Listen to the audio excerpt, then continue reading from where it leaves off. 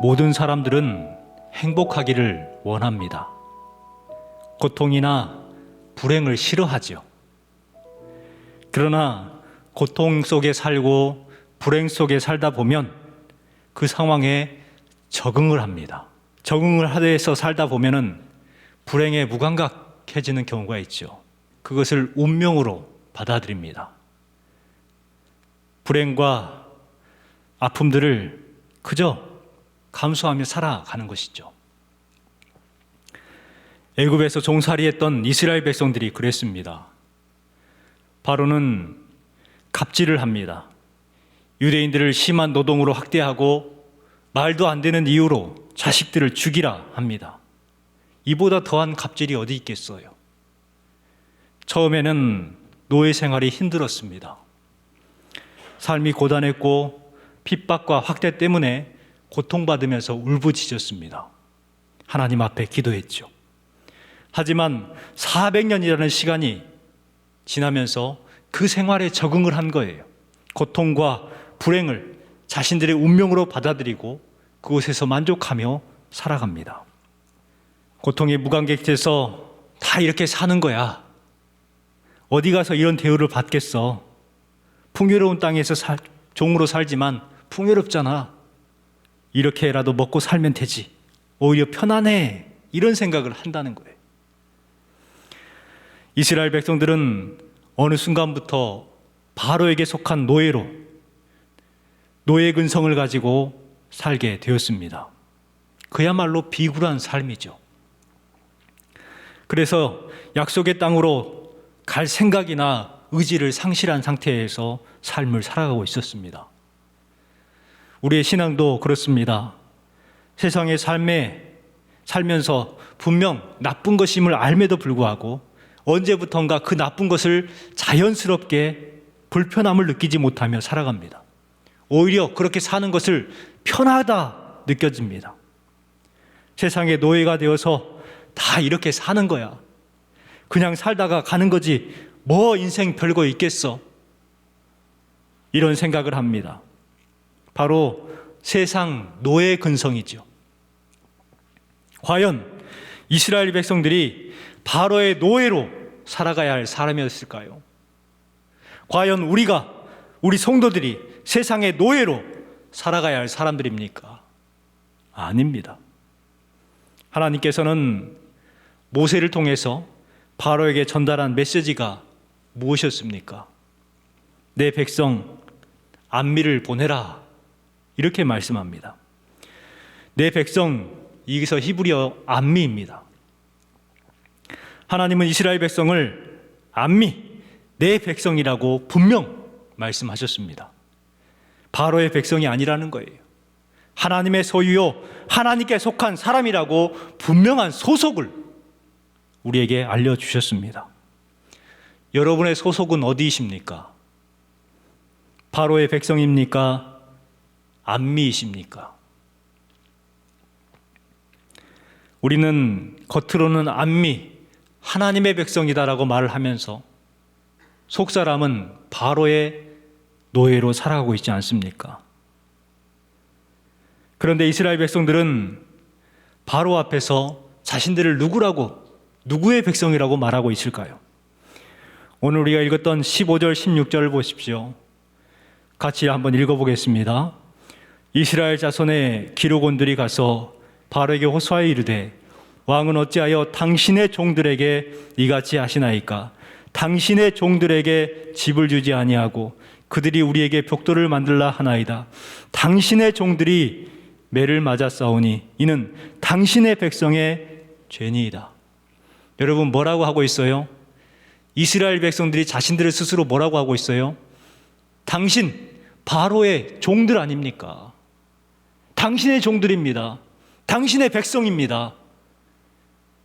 여러분, 하나님은 하나님의 백성이라고 암미라고 계속해서 말하는데 정작 이스라엘 백성들은 누구의 백성이라고, 누구의 종이라고 말하고 있는 거예요?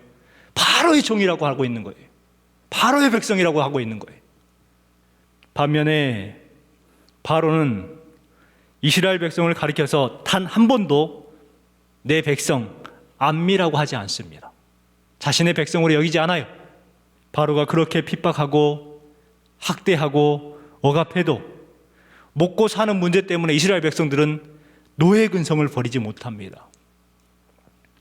출애굽 후에도 수없이 그 노예 생활을 그리워하죠. 광야에서 불평하며 바로가 던져주었던 떡을 그리워합니다. 그때가 좋았어. 그 상에서 상 밑에 떨어지는 것들 주워 먹던 그때가 좋았어. 그때는 배도라도 불렀잖아. 민수기 14장 3절 4절에 극에 달하는 노예 근성을 보여줍니다. 정탐꾼들이 가나안 땅을 정탐하고 보고를 했어요. 그 보고를 받은 백성들이 뭐라고 합니까? 애굽으로 돌아가는 것이 낫지 아니하랴. 서로 말하되 우리가 한 쥐간을 세우고 애굽으로 돌아가자 하매. 여러분 뭐라고 합니까? 애굽으로 돌아가자는 거예요. 애굽으로 돌아가는 것이 낫지 않냐? 애굽으로 돌아가자. 여러분 왜 그럴까요? 아직까지도 노예 근성을 버리지 못하는 거예요. 그때가 좋았어. 그때가 좋았어. 이미 자유를 주셨는데 그 노예살이, 종살이가 좋다는 것입니다. 얼마나 어리석은 생각입니까? 그런데요, 이 어리석은 생각을 지금 우리가 하고 있다니까요. 이것이 문제입니다. 잘 먹고 잘 살고 배부르면 좋겠다 해서 경제 대통령을 뽑았습니다. 그랬더니 그 경제 대통령은 4대강 사업을 한다고 토지공사와 주택공사를 통합시켰습니다. 그래서 LH공사를 만들었죠.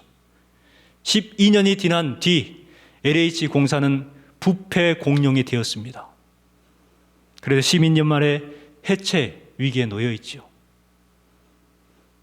그렇게 경제하면서 잘 먹고 잘 살아보자 했던데 여러분은 어떻게 살고 계십니까?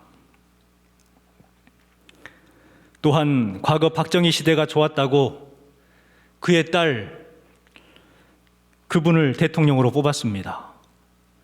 여러분 잘 먹고 잘 살고 계십니까? 어떻게 살든 먹고 살기만 하면 된다. 이것이 바로 노예의 근성입니다. 먹고 살기만 하면 된다. 그런데 우리 마음 가운데 그런 마음이 있다는 거예요. 어떻게 됐든 잘 먹고 잘 살면 되지 라는 그 마음 가운데 있다는 거예요. 여러분 우리 성도들은 바로의 노예가 아닙니다. 세상의 노예가 아닙니다. 하나님의 백성이요 안미입니다. 하나님의 백성들이죠. 우리 하나님의 백성들은 이 안미 정신을 회복해야 합니다. 바로 하나님의 백성으로서의 정체성을 회복하라는 거예요. 우리가 어디에 속해 있는가? 우리는 바로의 종, 바로의 백성이 아니라 하나님의 백성, 하나님의 족속, 하나님의 소유라는 것을 우리는 알아야 합니다. 여러분 기억하십시오. 절대 물질의 노예, 돈의 노예가 되지 마십시오. 물질의 주인, 돈의 주인이 되십시오. 언제부턴가 사람들은 물질의 주인처럼 살아가다가 물질의 종이 되어 살아가고 있는 것이죠. 노예 근성을 버리고 종이 아니라 안미로서 하나님의 소유, 하나님의 백성들이 여러분이 되시기를 주님의 이름으로 축원합니다. 모세는 바로에게 하나님의 여호와께서 내 백성을 보내라 이렇게 말을 했고, 바로는 이 말에 대해서 여호와가 누구이기에 나는 여호와를 알지 못하나니 이스라엘도 보내지 아니하리라 이렇게 답을 합니다. 여러분 이것이 바로의 비극입니다. 바로는 하나님을 누구인지 몰랐습니다. 하나님을 모르는 것. 여러분 세상 사람들의 비극이 무엇입니까? 그들이 왜 죄 가운데 거하면서 죄인지를 모르고 살아갈까요? 하나님을 모르기 때문에 그래요. 여러분 단순히 하나님을 모른다, 이것은 죄가 아닐까요? 하나님을 모르는 것이 가장 큰 죄라는 거예요. 바로는 하나님을 모르는 죄를 범했습니다. 하나님에 대해서 알려고 하지도 않았고 무관심했고 무지했습니다. 모르기 때문에 하나님의 백성을 억압합니다. 세상 사람들이 왜 하나님을 대적하며 교회를 핍박합니까? 하나님을 모르기 때문에 그래요. 하나님을 모르기 때문에 하나님을 대적하는 것입니다. 여러분, 하나님을 모르면 바로와 같이 살아갑니다. 하나님을 모르면 방자합니다. 하나님을 모르면 열심히 살지만 헛되고 답답한 삶을 살아갈 수밖에 없습니다. 곧 하나님을 대적하는 삶을 살아가죠. 우리 신앙생활도 마찬가지입니다. 여러분, 신앙의 핵심이 뭘까요? 신앙생활의 핵심은 하나님을 아는 것입니다. 이것이 신앙생활의 핵심입니다. 복은, 여러분이 세상에서 받는 복은 차후의 문제예요. 우리는 하나님을 알아가는 거예요. 그런데 알되 확실히 아는 것이 중요하죠. 대충 알고 띄엄띄엄 알면 이건 필요가 없는 거예요. 하나님이 어떤 분이신지를 확실히 아는 것, 이것이 신앙생활의 핵심이라는 거예요. 바로는 겉으로는 대단해 보였고 참 커 보였습니다. 그러나 아무것도 아니에요. 바로는 허상입니다. 사라질 안개일 뿐입니다. 그래서 모세는 지팡이 하나로 간 거예요. 여러분, 하나님이 보낸 사람은 많은 것을 준비할 필요가 없습니다. 하나님 한 분이면 되는 거예요. 바로는 병거를 챙겼고 마병과 군대와 무기와 갑옷들을 준비해야 합니다. 복잡해요. 많은 것들을 해야 돼요. 그런데 모세는 어때요? 모세는 지팡이 하나만 되는 거예요. 하나님의 역사가 일어나는 곳은 복잡하지 않습니다. 베드로와 요한이 나면서 못 걷게 된 그 거지를 뭐라고 하며 고쳐줍니까? 나에게는 금이나 은은 없지만 내게 있는 것을 너에게 주리니 나사렛 예수 그리스도 이름으로 일어나 걸어라. 여러분, 딱 한 가지를 줬어요. 은도 안 주고 금도 안 주고 돈도 못 줬지만 뭘 줬어요? 예수의 이름을 준 거예요. 그랬더니 일어나 걷기 시작합니다. 여러분, 예수 그리스도의 이름이면 충분한 거예요. 갈멜산에서 엘리야와 바알 선지자 450명이 전투를 합니다. 450명이 야단 법석을 떱니다. 별짓을 다 해요. 복잡하게 합니다. 그런데 아무 일도 일어나지 않았어요. 그런데 엘리야는 어떻게 합니까? 엘리야는 올라가서 단을 쌓고 무릎을 꿇고 하늘을 우러러 기도합니다. 그냥 기도했어요. 거기에서 바알 선지자들처럼 발광하지 않았습니다. 그저 하늘을 바라보며 기도했습니다. 그때 하늘에서 불이 내렸고 번제물과 나무들을 다 살랐습니다. 여러분, 하나님 한 분만 있으면 됩니다. 우리가 이 땅 가운데에 살면서도 마찬가지입니다. 우리는 장비의 대결이라고 생각하는데 아니에요. 능력의 대결이라고 생각하는데, 스펙의 대결이라고 생각하는데 아니, 하나님을 아느냐 모르느냐의 대결입니다. 하나님을 의지하느냐 거부하느냐의 대결인 거예요. 하나님을 따르느냐 거절하느냐의 대결입니다. 하나님을 아는 사람이 이기는 것이고, 하나님을 의지하는 사람이 이기는 것이고, 하나님을 따르는 사람이 결국은 승리하게 되는 것입니다. 여러분, 하나님을 아는 것, 의지하는 것, 따르는 것, 이것이 중요합니다. 그래서 모세가 지팡이 하나만 충분했듯이 우리들도 예수 그리스도의 이름이면 충분하다는 사실을 알고, 여러분도 하나님을 알고 의지하고 따르시는 성도회가 되시기를 주님의 이름으로 축원합니다. 모세는 기대감을 가지고 시작을 했을 거예요. 이제 바로에게 가면은 바로가 내 말을 듣고 분명 이스라엘 백성들을 보내줄 거야. 아마 이와 같은 마음이 있었을 겁니다. 하나님의 명령을 들었고 하나님의 명령을 알았기 때문에 순종하면 잘 풀린다, 다 잘 될 것이라고 생각했던 거예요. 그런데 상황이 어떻게 됩니까? 상황은 바로의 거절로 드러나기 시작합니다. 바로는 모세와 아로나 너희가 어찌하여 백성을 노역을 쉬게 하려 하느냐? 가서 너희의 노역이나 하라. 이와 같이 핀잔을 들어요. 상황이 더 악화됩니다. 차라리 가만 놔뒀으면 편했을 것 같은데 그냥 별집을 들쑤쓴 것처럼 바로가 극악하게 행동을 하기 시작합니다. 7절 8절 말씀에 보면 바로는 스스로 집을 줍게 하라. 또 그들이 전에 만든 벽돌 수요대로 그들에게 만들게 하고 감하지 말라. 이렇게 말합니다. 또 9절에 그 사람들의 노역을 무겁게 함으로 수고롭게 하여 이렇게 이야기를 합니다. 점점 더 힘들어지는 거예요. 갈수록 힘들어집니다.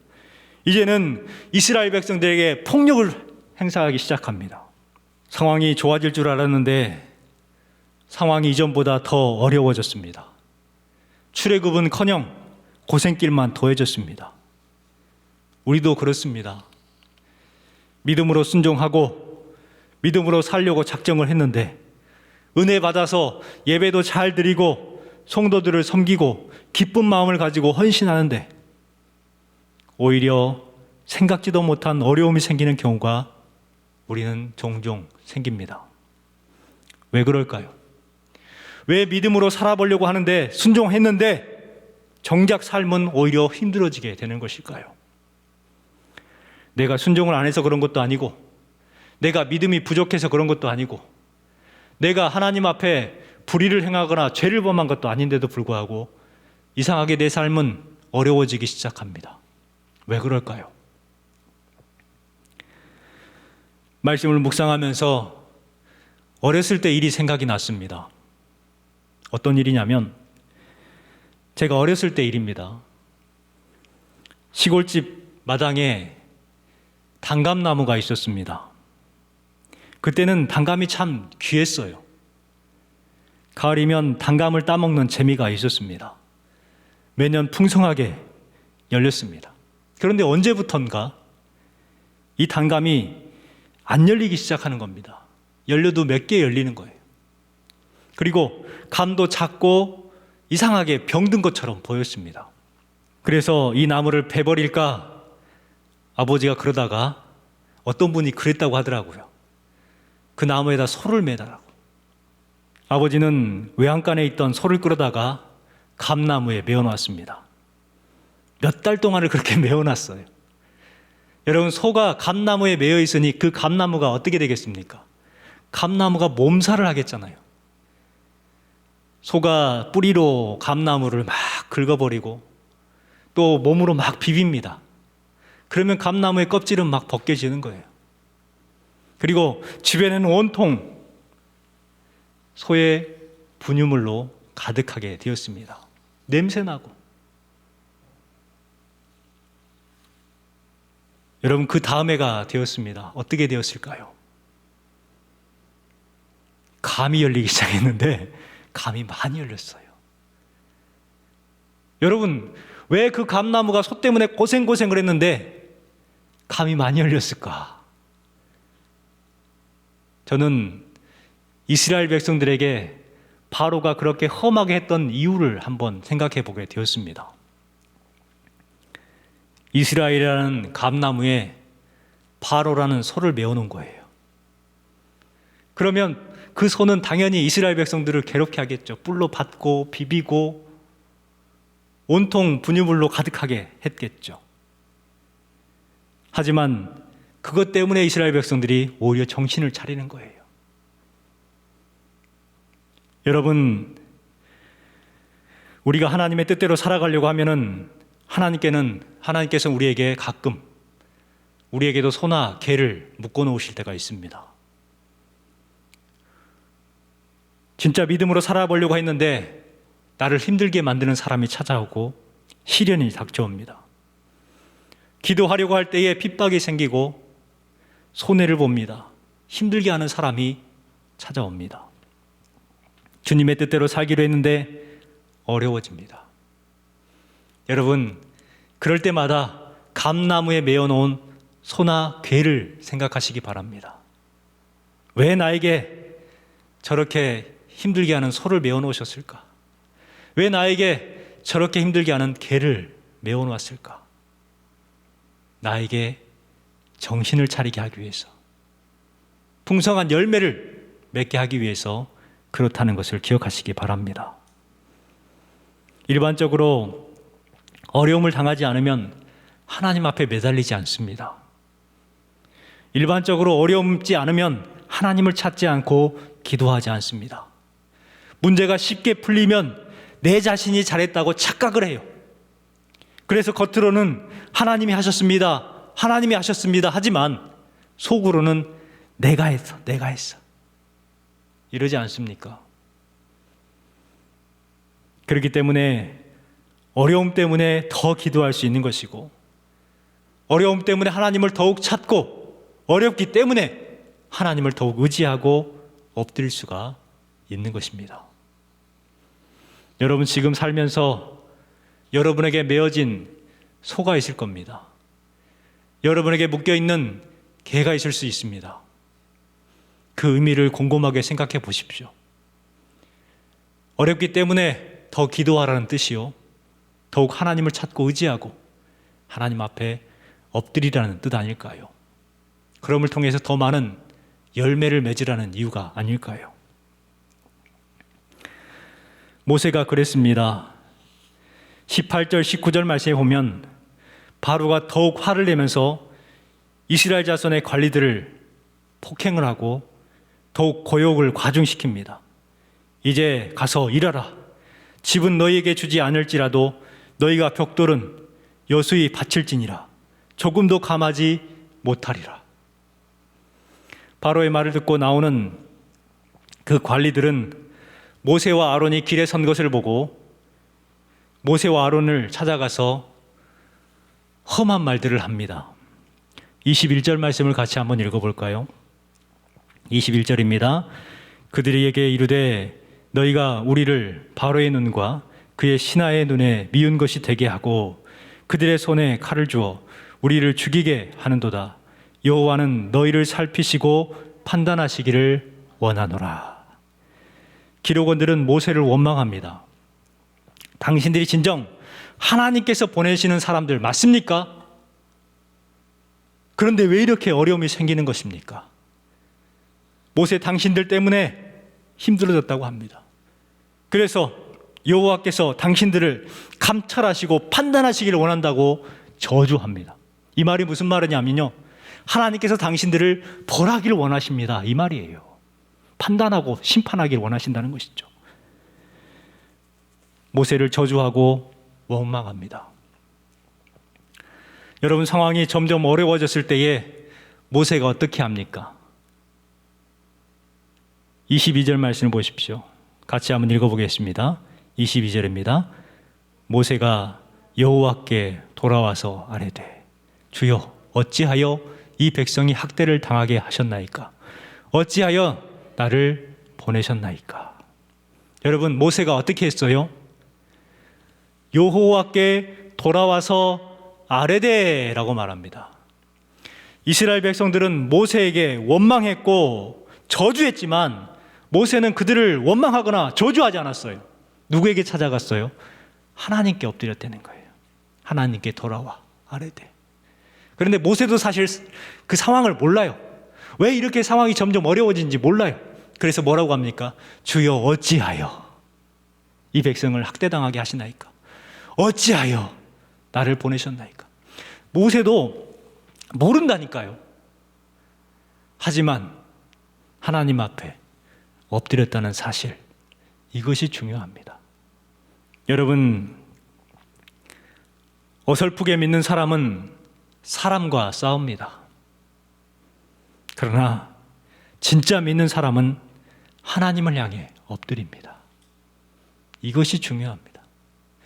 어설프게 믿는 사람은 사람과 싸우지만 진짜 믿는 사람은 하나님을 향합니다.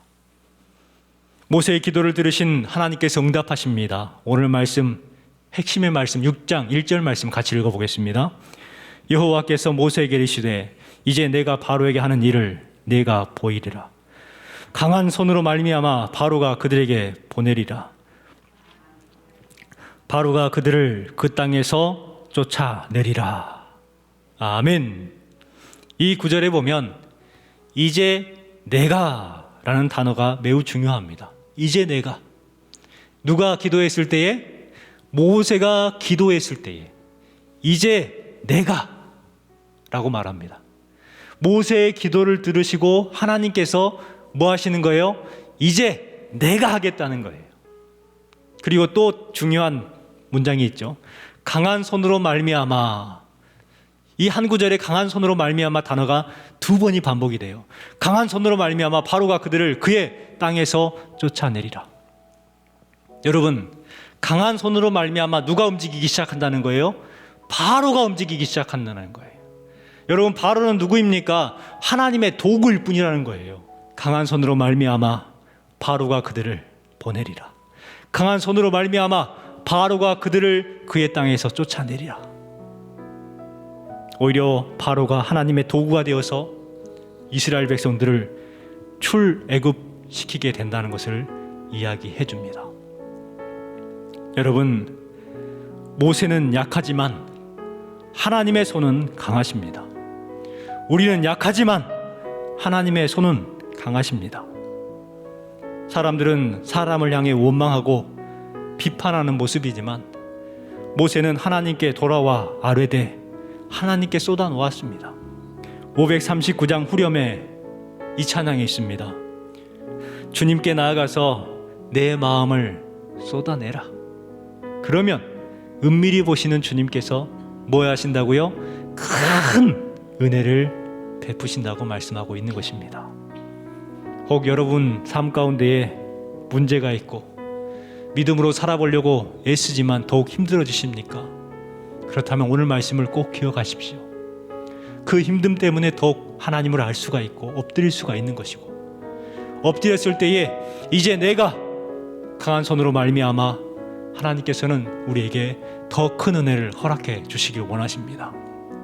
여러분에게 혹 소가 매여 있거나 개가 매여 있다면 그 소나 개에 연연하지 마시고, 왜 나에게 이런 소를 붙여주셨고 개를 붙여주셨습니까? 안타까워 힘들어하지 마시고 하나님 앞에 엎드리는 기회로 만드시기 바랍니다. 그러면 강한 손을 통하여서 우리에게 놀라운 큰 은혜를 허락해 주실 줄 믿습니다.